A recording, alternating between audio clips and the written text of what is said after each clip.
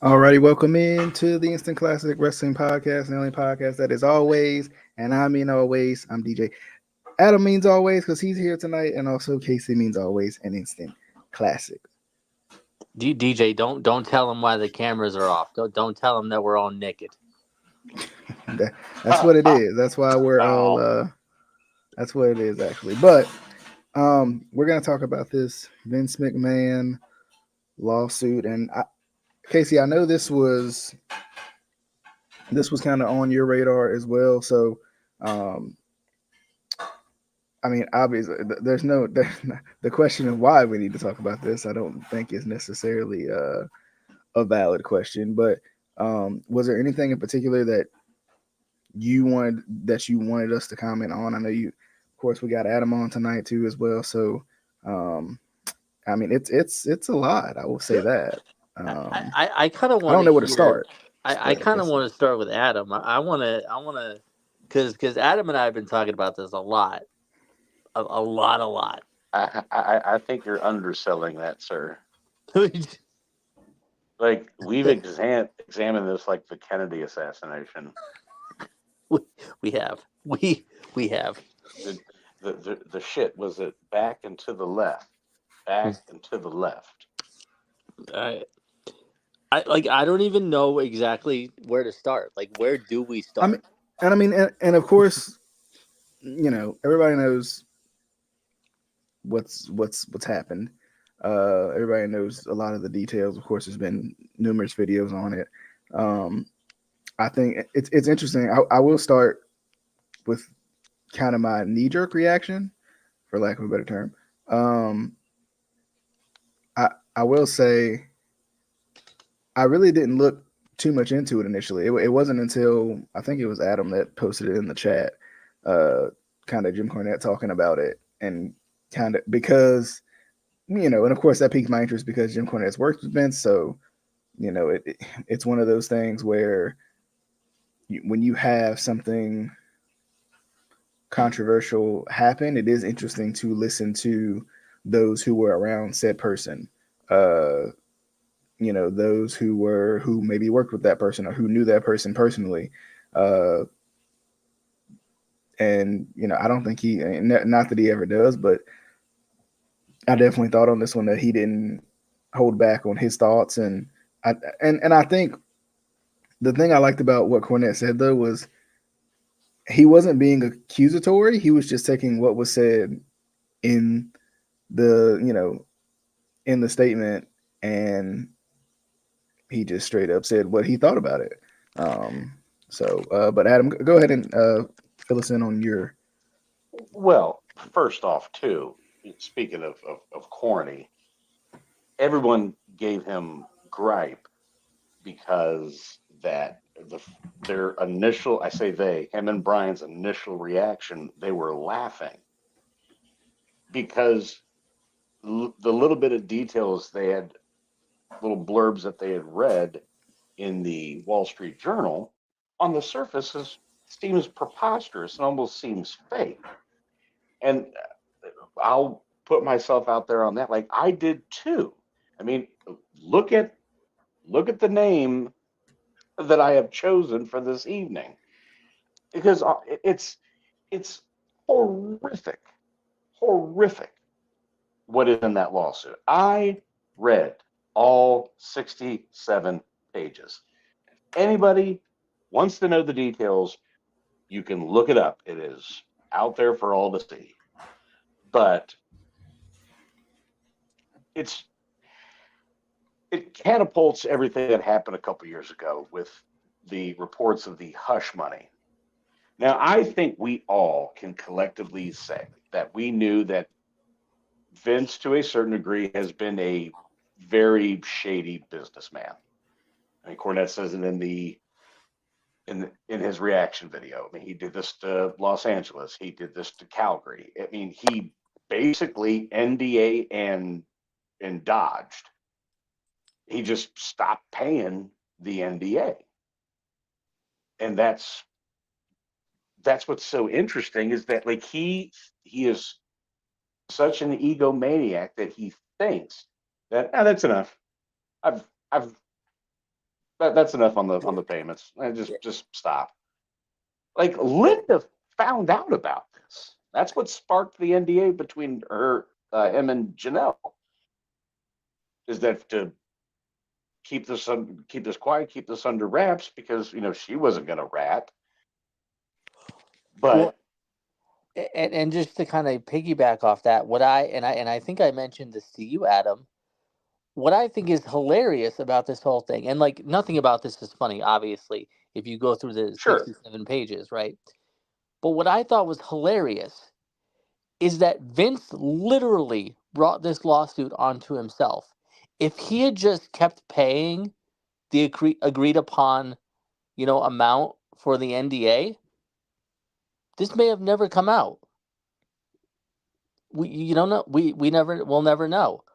But the fact that he got so cocky and he's such an egomaniac that he was like, I'm just gonna stop.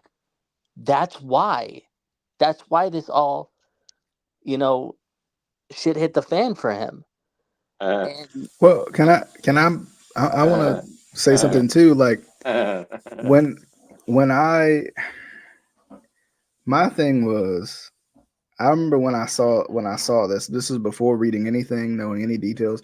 I saw, because of where I work, I saw the article probably when it first came out, and when I initially saw it, I'm gonna be honest. My first thought was nothing's gonna happen because this dude is freaking bulletproof, and not meaning he's immune to any sort of consequences, but kind of like the entire situation, he has the means and the resources to shut everything down.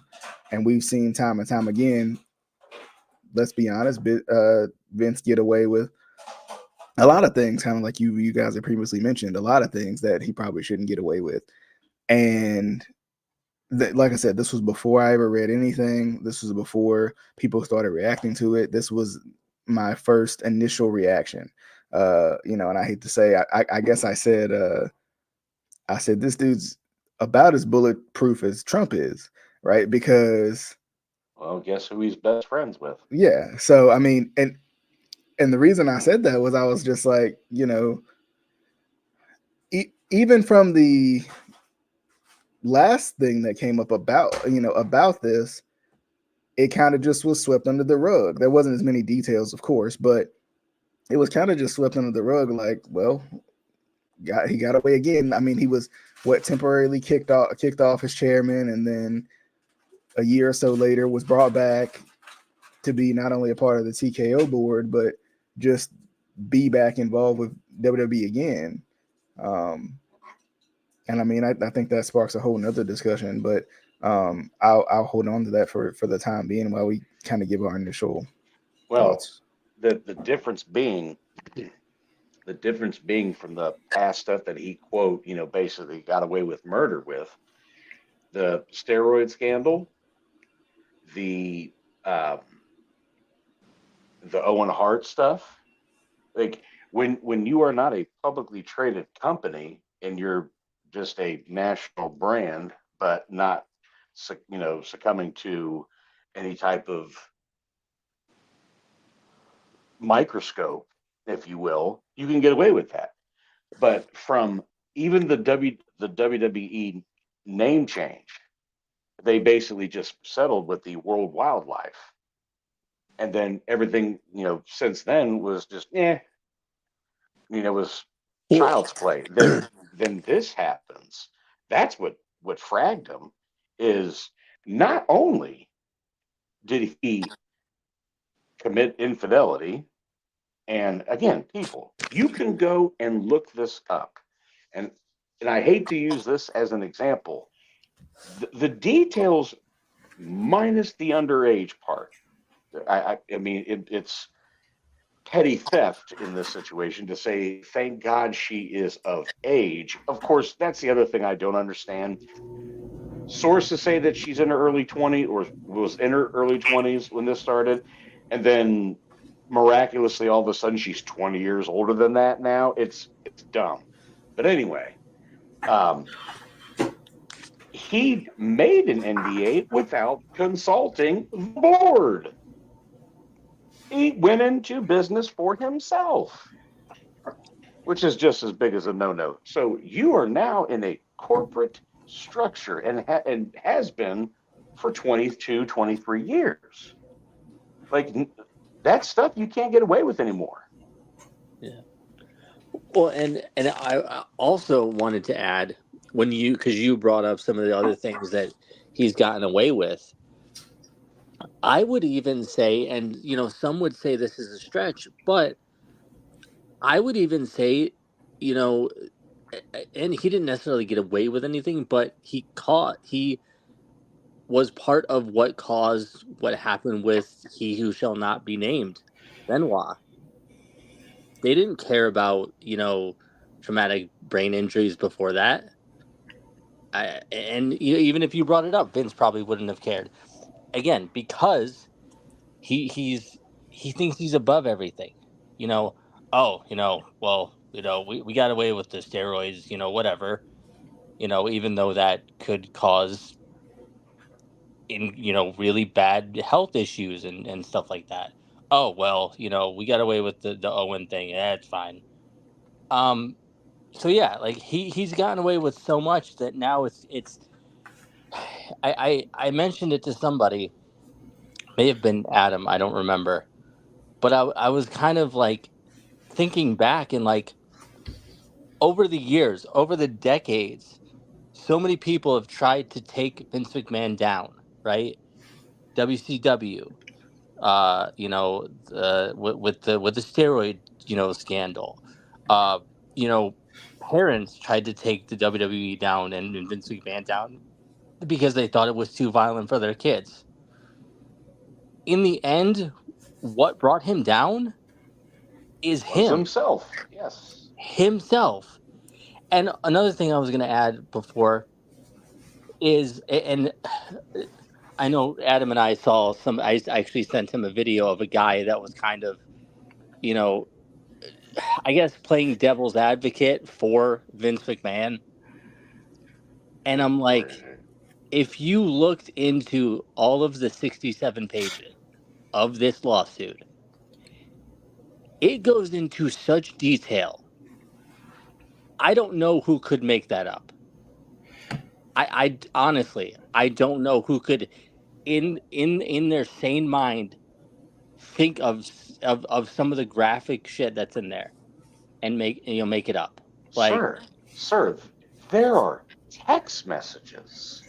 yeah, and that's and I mean not even including the text messages, but just the stuff alleged in there. But yes, there's also text messages from Vince McMahon. And people are gonna be like, "Oh, well, you could fake text messages." You can track text messages. You can track people's text messages back to their phone.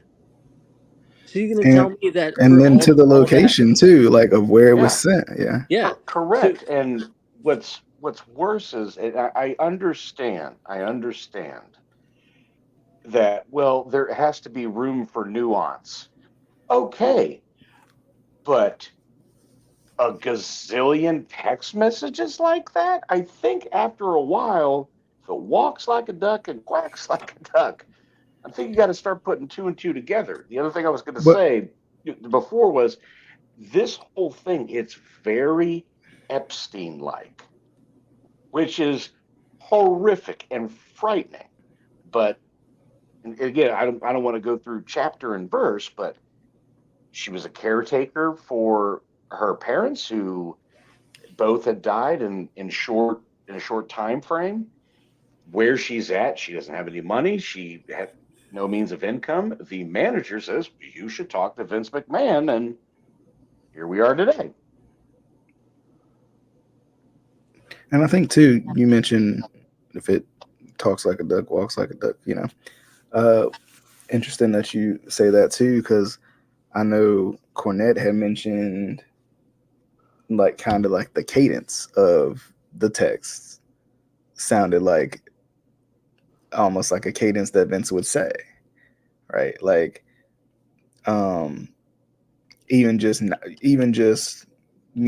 leaving the text up to interpretation of who sent them. It kind of came off like obviously Vince sent them you know because of the way that they were said, the way that it was typed out slash things were said. Another wrinkle, of course, that goes into this too is the John Laurinaitis, Johnny Ace wrinkle. Um, that's a whole nother layer of this deeply complex onion. I think we've always heard that he and Vince were very close, and I think honestly he became what a couple years ago he became the scapegoat almost for this, right? Like he was the guy that they got rid Oh, of oh, to say that they did but he was something. a victim. But he's a victim according to his attorneys. Dot dot dot. I want to flip. Yeah. Yeah, it's. I mean, the whole situation is like, and I'll say this, like, kind of like I said before, like I reacted and uh I was I kind of reacted off of initial knee jerk reactions.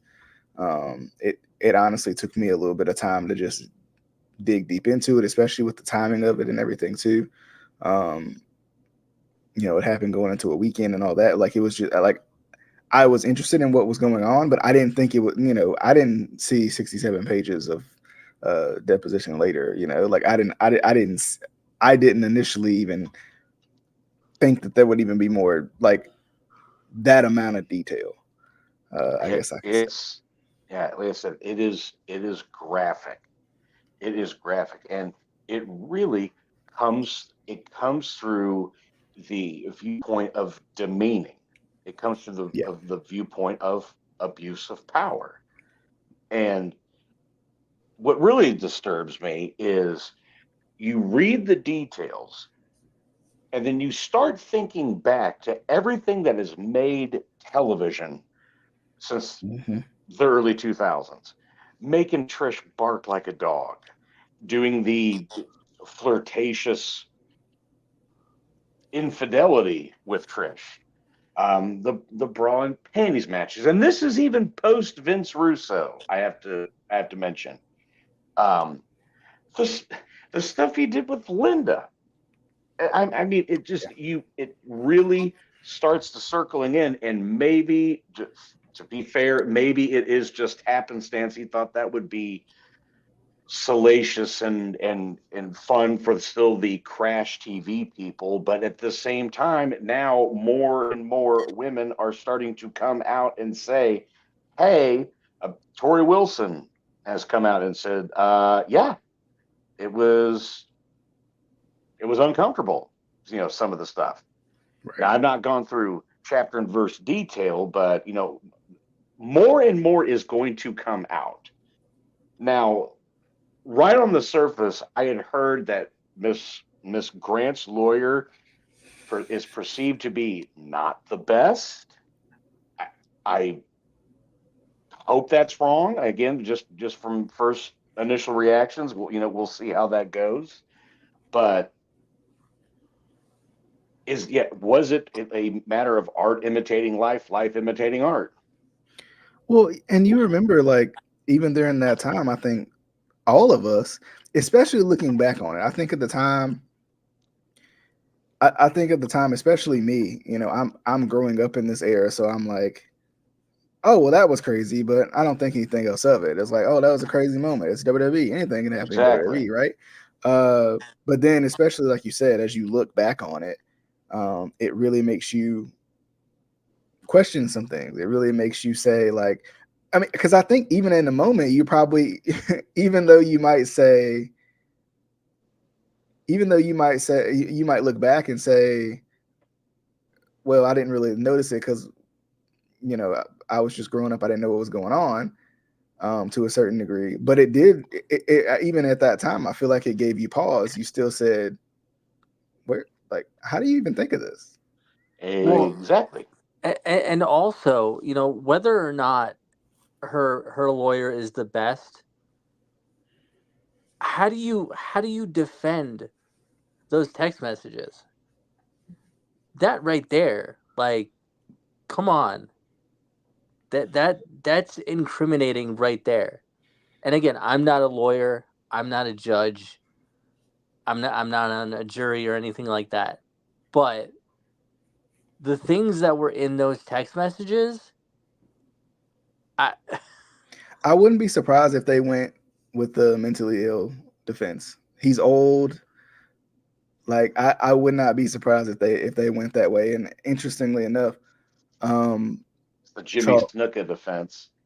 right, like yeah. Charles Bronson commented on the YouTube channel. I won't pull it up for you guys, but he said Vince had too much money and his ego got too large, too much lust demons. His wife probably got in the politics to protect her husband's. I'm gonna say Estra, so just in case this video was to ever get monetized, will be good. Demonetized. She needed to protect his empire. He is a Yep. monster, and I mean, Yep. I That's why I can't said she agree. wasn't gonna rap. She was not gonna rap. Yeah, which and that's and that's the hard part too. I think sometimes uh, with her being in the middle of the situation, right, being family to the situation, and a lot of that money is going. A lot of that money was also going to her. I'm not saying that she's like 100% at fault here. I'm just saying like there are a lot of people in this world that will do whatever it takes to not only protect their money but to protect somebody that they feel close to. And let's be honest, just knowing who Vince is out of the perspectives of other people, of course, not having been met the guy, he obviously had some sort of influential power over people. And I would venture to say he probably also had some sort of influential power over Linda too, to feel like she should do the things that she does. And yeah, Charles,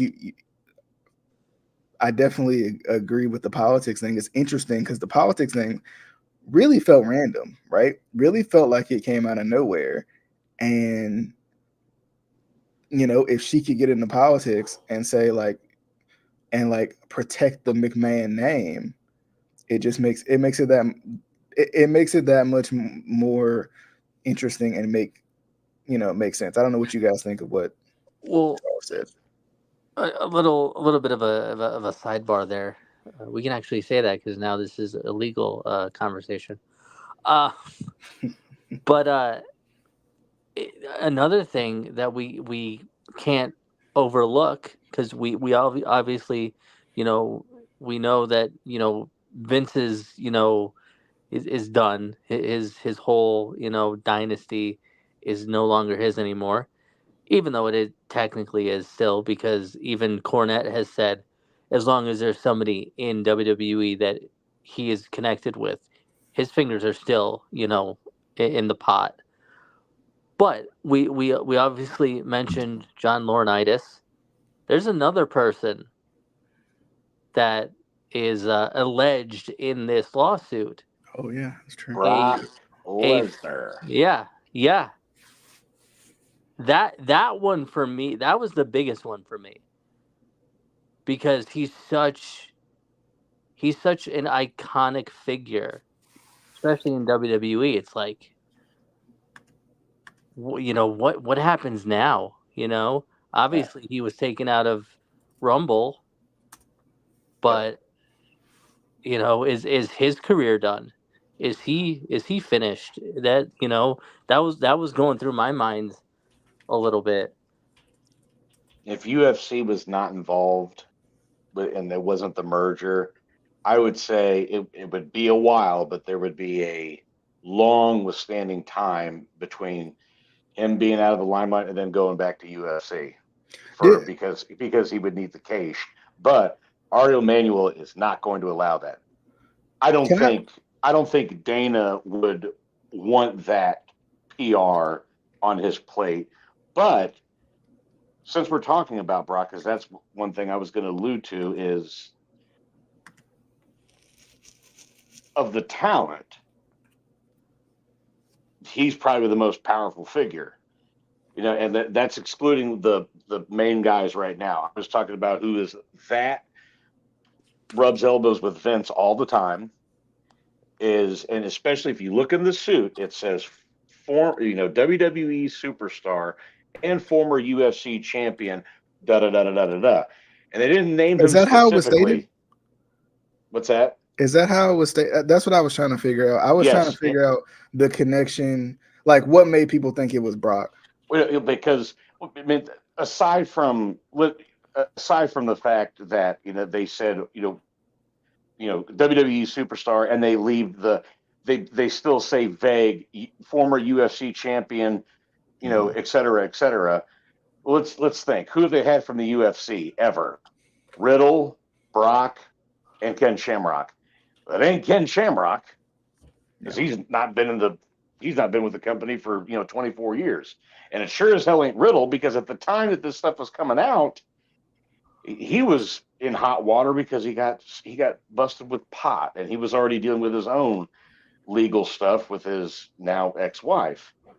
So you put two and two together, like that has to be Brock because there's no other person on that roster who was a former UFC champion that would be that close to Vince. And because of Brock's involvement, that detail to me is why it can now really pick up steam in the legal aspect of it. If this was Vince and Vince alone, not saying that he would get away unscathed, but I would say the punishment would be significantly less because of DJ, which you brought up earlier, having the resource, having this, having that. Now that he's got all these other parties involved, the board members, Brock, Laurinaitis, who knows who else? Because I do believe more names are going to come out. Because if you remember, don't forget, there's the other woman that was. This is patient zero, but the first set of stories that were coming out about the hush money was the one from 2022. Yeah. Charles had mentioned another question, another comment. He said, question is, how strong is this young girl's will? Will she crack under the huge pressures of like cross-examination? Could she survive the onslaught of Vince's defense? Lawyers, great show, guys. Now, Appreciate I that. will take it. I will take this element of that question. It's first going to go civil, first and foremost, which I think you've bagged him in this instance. I would want it to get to court first. Now McDivitt, I would imagine, is going to be defending him, even though he wants to get the hell out of this business. After the Dark Side of the Ring came out about the steroid trial, I think that he was slowly hinting that he was going to retire. But hopefully they I hate to say train her, but they set her up for expecting these type of questions.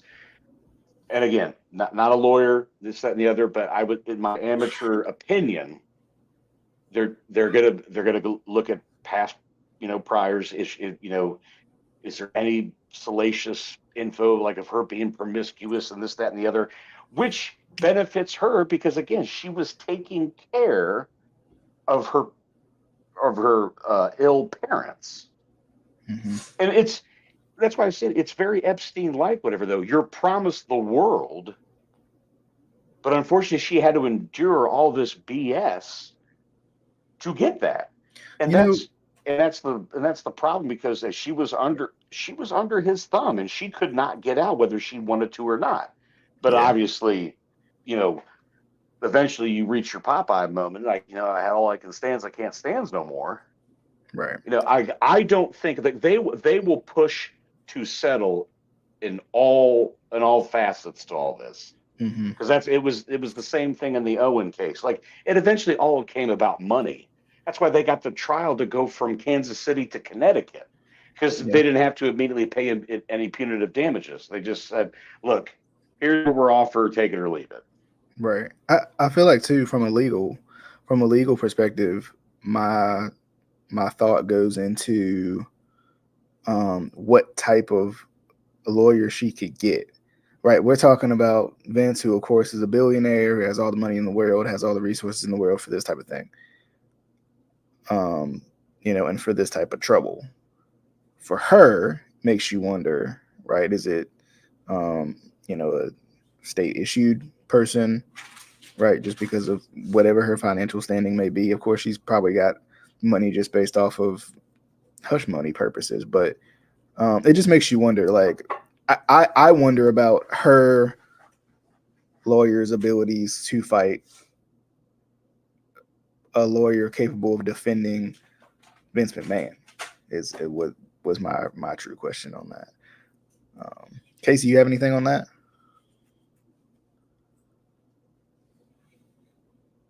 Well, I I don't think. mean, Okay. I was doing something, but the thing is, and do we know how long Vince's lawyer has been with him? Like, has it been the same lawyer since like the steroid scandal and Yeah, everything? like I said, it has been Jerry McDivitt through and through, and So he's gonna, McDivitt is very good. yeah. He's So just he very, very good. not only is he very good, but he knows how to defend Vince at this point, right? Mm-hmm. He probably knows Vince like the back of his hand, right? So right there, she's kind of up against a wall. Um, but again, you gotta. I mean, I just Casey, my thing is they're gonna go with he's older, he's obviously mentally inside, like probably realistically not mentally there, but even just as a defense, I feel like that's where they'll go, Well, I especially mean, because I don't want to say nowadays it's so easy to go to that defense, but it's a more common defense. right. Well, my question is, then do they have to prove that, right? Mm-hmm. Because you can't just say, even when people are brought up on charges, whether it's criminal, murder, whatever, and they claim insanity, you have to prove it. Then it has to be proven, right? You can't just say that and be like, oh, okay, well, no, they have to be proved. Like, they have to see a therapist, a psychologist, whatever. So even if they claim, oh, he's old age, he's not all there, blah blah blah, are they gonna have to prove that? And again, I'm not a lawyer, I'm not a judge, I don't know. I would imagine. I also wonder how easy or hard that is to prove, or kind of like we've talked about before, does that become a settlement? Does that become a mistrial type situation? Also, as a as a result, we got another comment. Shout out to Tanner McDavid. Appreciate you for coming by. He said, "I don't see this ending well for Vince. I think this is finally the time where his sins finally catch up to him." I agree.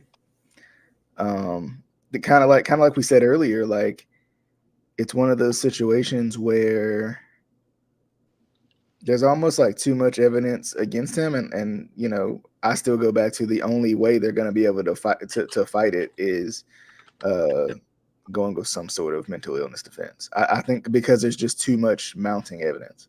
Well, the one story that resurfaced again that will call into question how long has this possibly been going on, because recently, after that story kicked,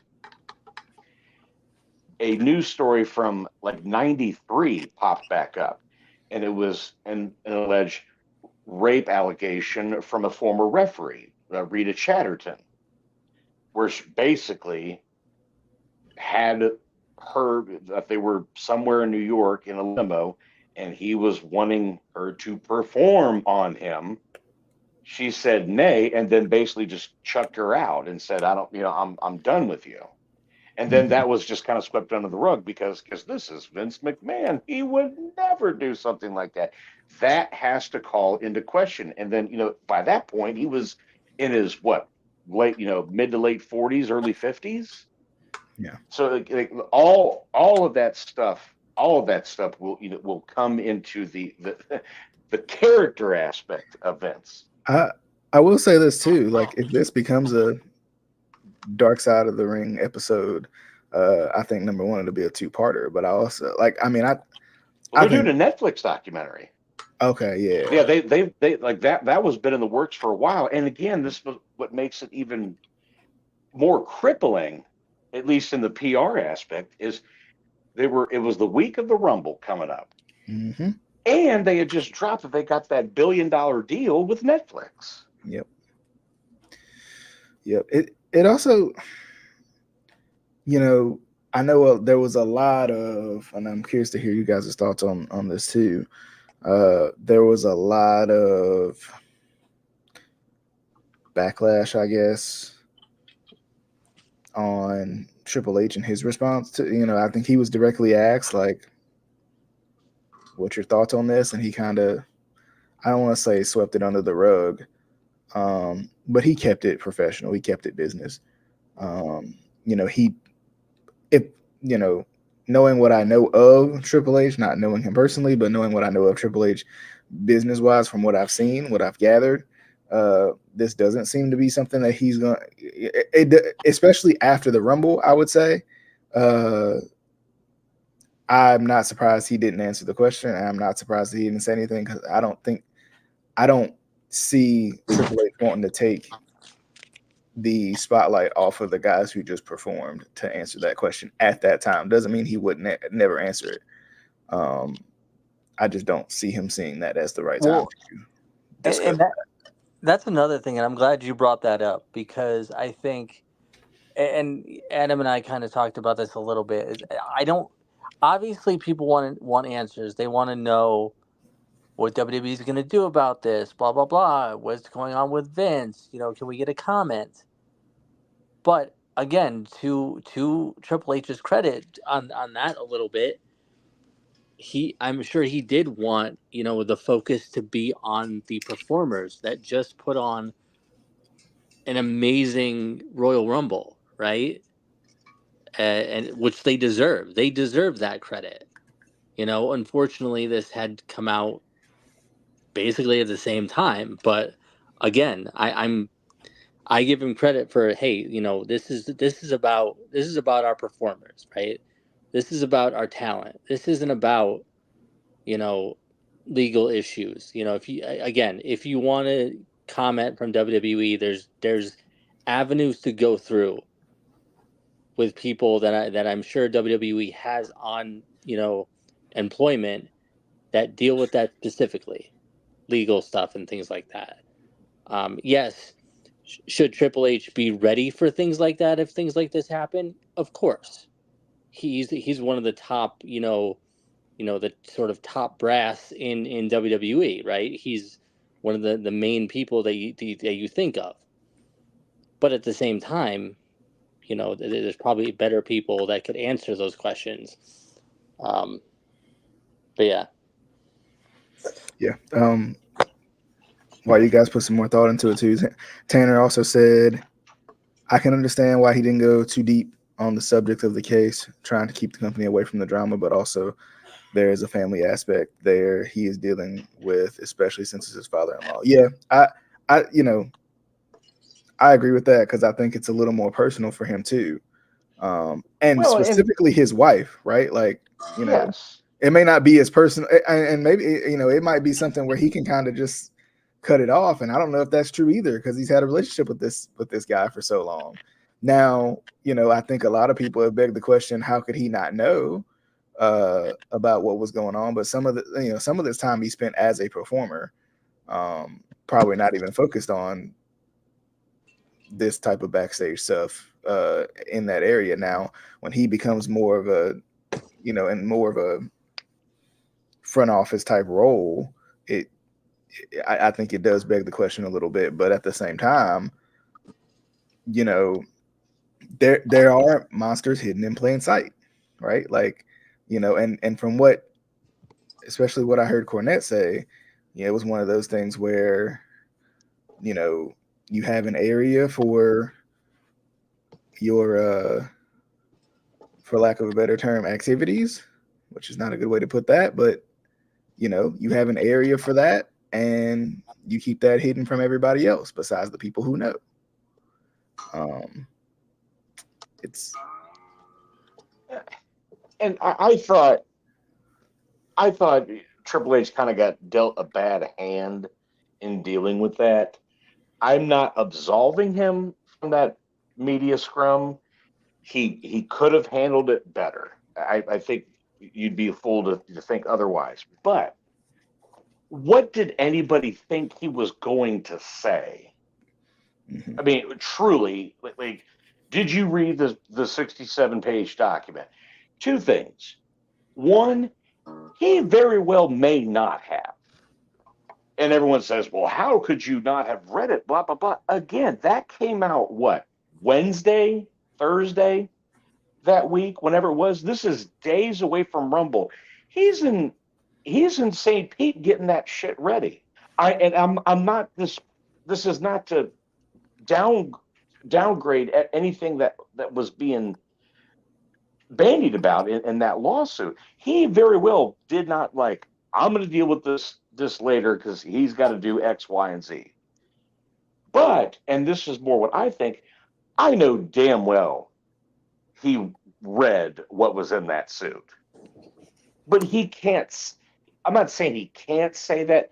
He could verbalize it of saying that he registers what's being bandied about, what's being discussed, all of that. He goes, but guys, I can't dive into a legal investigation into this right now. So it's like, if anybody has any questions involving this, talk to blank. Yeah. But if anybody has a question about the Royal Rumble tonight, I will be more than happy to ask it. It was going to be, no one was going to be happy in this situation Mhm. because he was way too vague, which again I don't understand how he couldn't have been. But but at the same time too, and he I would say with certainty that he was saying that like this is going to come up, say X. Because he probably legally can't say a whole lot aside from Yeah. just commenting on it to begin with. He probably couldn't legally bring stuff like that because it dealt with a lot of higher ups too. Yeah. Well, and So I felt, I know that's oh, poor him having to answer questions, but because I'm sure deep down there's a way that I want to answer these questions without essentially burying Vince, because yes, it is his father-in-law and this, that, and the other, but making a statement that is fair also to Janelle Grant yeah. and showing sympathy, et cetera, et cetera. Yeah. Well, and I will say too, um, considering, and of course we've seen it more of like Tony Khan, and smaller legal battles that could be legal battles or could not be legal battles, whatever you want to say.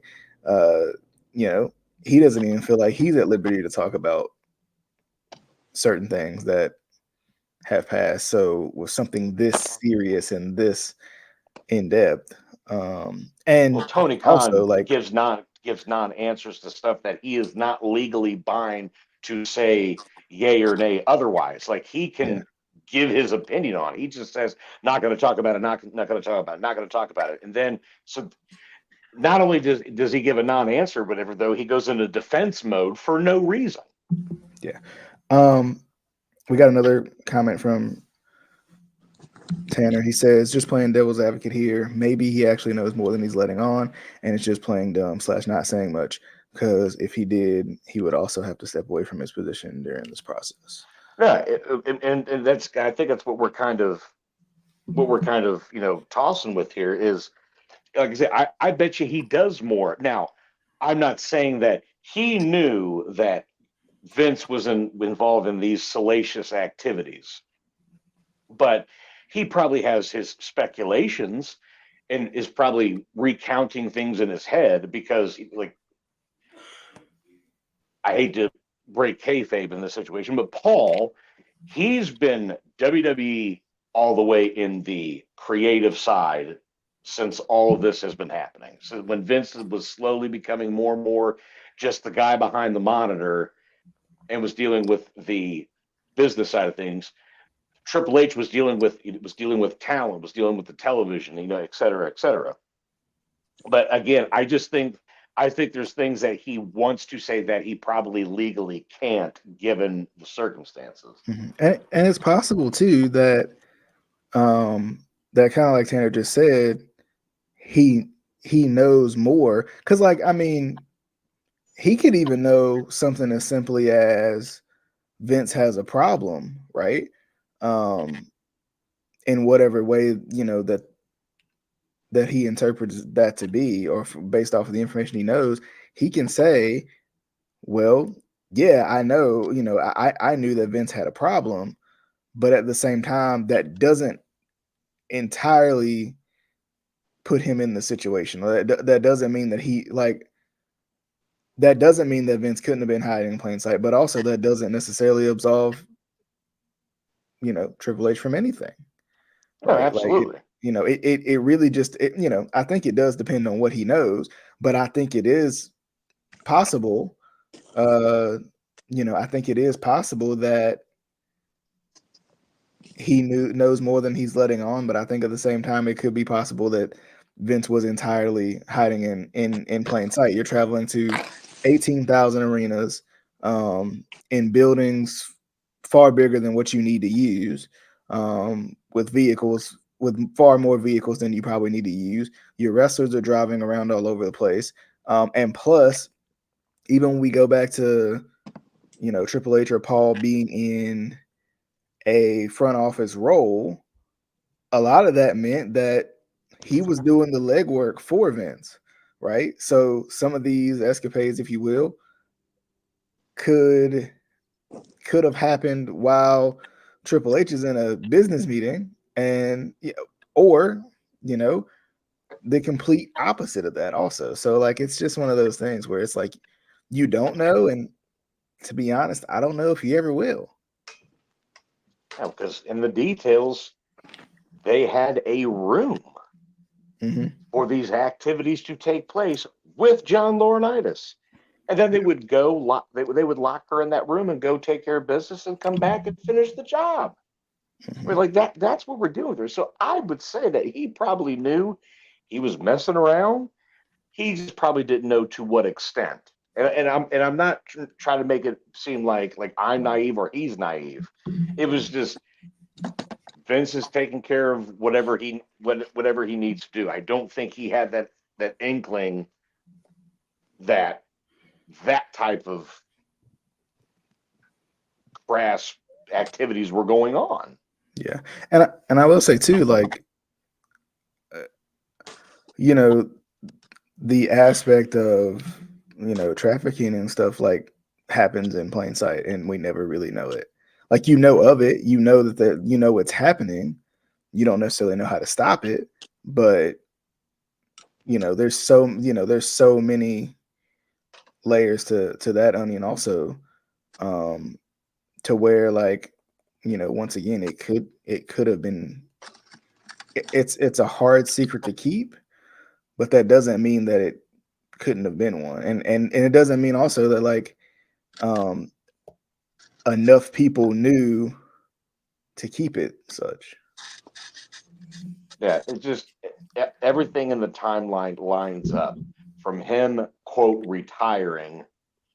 Then I don't know if everyone remembers this. Then all of a sudden, like a small handful of board members, they were either let go or they quit. One of the two, regardless, they stepped down. Stephanie kind of gets back into the mix. Then Vince comes back, and that's when he's really starting to push, starts to put the info out there and putting feelers out there for someone to buy it, so he could sell it. And then she leaves again. And as a side note to that, like I honestly thought, just because if anybody that pays attention to golf, the Live uh, golf league was a big point of topic. Like I thought the Saudis might have gotten their hands in the mix or put their hands on the possibility of that, because again, it's PIF, it's public investment. They didn't care if it made any money. They were just, oh yeah, we want to get get that product over here, and and they wouldn't care if it was making money or not. And then boom, fuse with UFC within Denver, and we go from there. So that the sale goes through, and obviously in the midst of all this, the hush money stuff started to come out. So he knew that I got to get in, I got to get the sale in, and then I got to get out again. I think he honestly thought it was going to go away. But then, again, as of what, a week and a half ago now, there was no way it was not going to be coming out. Yeah. Well, and then I have kind of two, one business question, but another kind of personal question, because I'll start with the like personal. How does this affect? And I don't mean like Triple H. I don't mean Stephanie, but he has grandkids, right?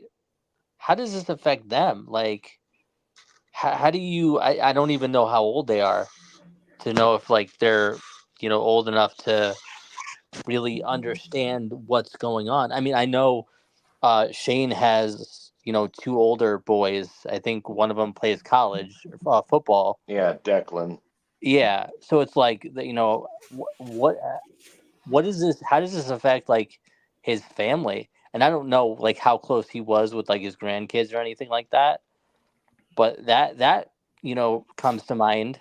But also, and I think we've kind of talked about this a little bit. But what happens with WWE now? Because Vince or Cornette has said it. I think a couple other people have said it again. As long as there's people that have ties with Vince McMahon, that have worked one-on-one with Vince McMahon and are quote unquote his people, he's going to have some sort of influence on WWE.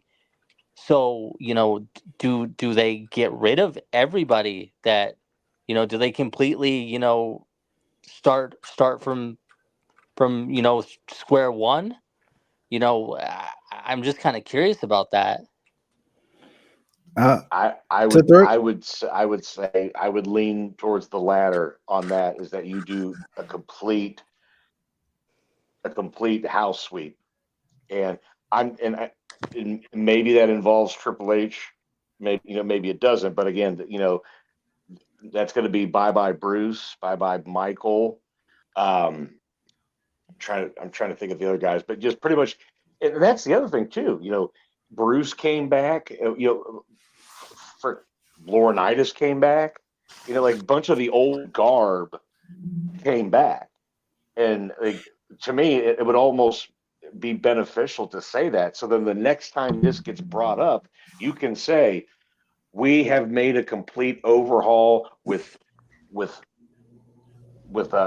new figures, new figureheads. So, and we're going to have a complete emphasis on employee protection, let alone female employee protection, to make sure that this is 100% a safe environment, and we are going to take care of our employees at all times. And Casey, to answer your question, I mean, like just a quick research. According to this, at least within the last year or so, they're 15, 13, and 11. So all of them are double digit age. So they're of age where this is a lot to take in, but this is going to stick with them for a long time. Right. Yeah, if not forever. Exactly, particularly the oldest Be- one. because and some of it is not even necessarily mentally, but some of it is you have the name, right? Kind of like what Casey just said with WWE, but I think it applies to them too. You have the name, right? Going back to the Benoit aspect of it, right? Like David Benoit struggled to break through the fact that he was a Benoit, whether that be personally in terms of how social media grew, but also in terms of him potentially wanting to be in the business or whatever it may be. But I also say, and I'm gonna piggyback on what Tanner's saying here too. He said if you get rid of everyone that has worked with / interacted with Vince, it'll gut the entire company. WWE as we know it will cease to exist because that would probably include some current superstars too. And it's interesting that he mentioned that. I'll leave that up for the time being, but it's interesting that he mentioned that because that's what Adam had kind of just mentioned too. And I'm going to go on the other side. I don't think they got everybody. I think we could see some changes, yes, but I also feel like I personally don't see Triple H or necessarily Stephanie going anywhere. For the simple fact of let's just say, right? Let's just say hypothetically they're not involved at all, right? They know Vince had some weird things going on, but they didn't know the details of it. Can you truly justify them being collateral damage for what for Vince's insanity, I guess you could say? Now, can you justify it? Maybe not. Obviously it happens, right? The example I had just had, right? Obviously it happens. I just don't know if they'll go in that direction. Yeah, because it's going to be ultimately bandied about through Nick Khan and Ari Emanuel. Like they're going to say they could look at Triple H and Stephanie and say look, we we know that you guys don't know the full detail of whatever Vince was doing, whatever but like this is going to be a nightmare for us because that's it's like what happened with Gruden in the NFL. That's all anybody's going to talk about Yeah. for up until whenever Vince dies or whenever this if it goes to the criminal trial or when the civil case is done. Yeah. And I mean, and also with that, interestingly enough, right? Like now, albeit I'm just pulling from my memory bank of what I remember, what I've remembered so far out of the PG era, out of the kind of the you know creating more, selling to more sponsors who are more kid friendly, and just the thought of those events. I don't remember. Now, this doesn't mean this didn't happen, but I don't remember Vince seeming as if a big part of those things when it comes to visually. Right? We're talking about what was promoted by the company. Now, that doesn't mean he wasn't a part of it, but I do find it interesting that Vince seemed to be in these areas on some sort of hiatus, whereas Stephanie and Triple H and these other people, of course, superstars too, were like front and center on these things. So that could also help the cause. Tanner also said, I don't think they would have to worry about Steph because she stepped down from her position a while back. And interestingly enough, kind of like Adam had said too, like the timing of her stepping down, what does that mean? And also, like, did Vince drop a bomb? Like, that's the other thing too, because there's personal aspects to this too with the family. did Vince drop a bomb on her? Maybe not necessarily telling her details, but saying, this is going to get bad. I need you with me right now. I'm going to need you to step down for a little bit. I think, Paul can handle this for the time being. Like, there's so many wrinkles to things, that answers that where we may not ever get the answer to unless somebody does a tell all or something later on. The one person, aside from the obvious, Vince, whatever, the guy that I would, if I'm any type of investigator, reporter, lawyer, whomever, I want to talk to Shane. Mm-hmm. Because it's come out again that they have had a shaky relationship since he was and that might be more, like you said, Adam, that might be a whole other office thing.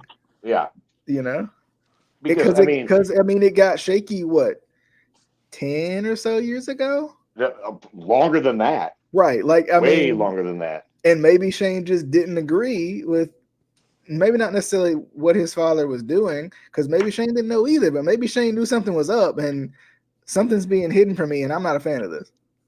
Yeah, and again, but it's another, keep coming back, because it's like, like Steph adores Vince, and Shane does too, but they have never met eye to eye business wise. Because Shane was a big proponent of them being involved with the UFC even back then. He was an ECW fan. Yeah. Now, obviously, they trickled more and more into that, whatever, though. But it just, to me, it boils down to, what was he like as a businessman in his meetings, personally, et cetera, and what was your guys' true falling out 15, 20 years ago? I mean, I think, honestly, too, like, John Laurinaitis would be an interesting tell-all interview right now, since he's trying to tell all. Yeah, even though I don't believe a word of that came out of his own little chicken lips. Yeah. So we'll see. Any final thoughts as we sign off? Why, Vince? Why? And Yeah. can we all collectively say that Vince screwed Vince? Yeah. I think, and I'll say, and I don't know 100%. I don't have a crystal ball. I can't look into the future. What? Ruin or damage WWE. I think in the short run, it's damage control right now. Trying to, Wait, say that again, Casey. You cut out for a second. Yeah. I was gonna say, in the long run, I don't think this is going to affect WWE too much. I think in the short term, they're trying to do damage control now, trying to, figure everything out. But I think WWE has become bigger than Vince McMahon. And I think, they will completely, especially now that, TKO is, involved, I think they will completely, if they need to, completely separate themselves from the McMahon family. I think WWE itself will be fine and go on, but Vince is done. Vince, and I think he's not only brought himself down, but the whole family, just by being related. Because you think of the McMahon family, which is unfortunate for them, because especially like the grandkids, they had nothing to do with it, right? But it'll be interesting to see how this plays out, and I'm interested to see, because obviously they just made the deal with Netflix, and I think it's like a 5-year deal or something like that. It'll be 10-year interesting. deal, but they have a 5-year opt out. Okay, 10-year deal. It'll be interesting to see what WWE looks like in 5 years, in 10 years after this. Yeah, that's true. That's definitely true. But fellas, I definitely appreciate you guys for coming by, and of course to Charles in the chat, Tanner in the chat, just being a part of this discussion. I appreciate y'all too. Just helping us out. Tanner was on Facebook, so of course we're live on Facebook. Shout out to Charles being live on the YouTube channel. Nobody from Twex over there, nobody from Twex, but whatever. No Twix. No Twex. None for me. Yeah. None for me. None for you. Not at all. But anyway, definitely hope you guys enjoy. Remember, the Instant Classic Wrestling Podcast is on all major podcast platforms. We talking Spotify, Apple Podcasts, all your favorites and your favorites. So be sure to check us out over there. What's the other one? Not Radio Public. They about to go on somewhere. I don't remember, but y'all know I'm on. Whatever your favorite is, we there. All right, we there. But definitely hope you guys enjoyed. This has been the Instant Classic Wrestling Podcast, the only podcast that is always, and I mean always, Instant Classic. And be sure to hit the subscribe button if you're on YouTube, and if you own any other podcasting platforms, hit the heart button for us. We appreciate the support so far, and we'll definitely be back with another episode once again. Until next time, my friends.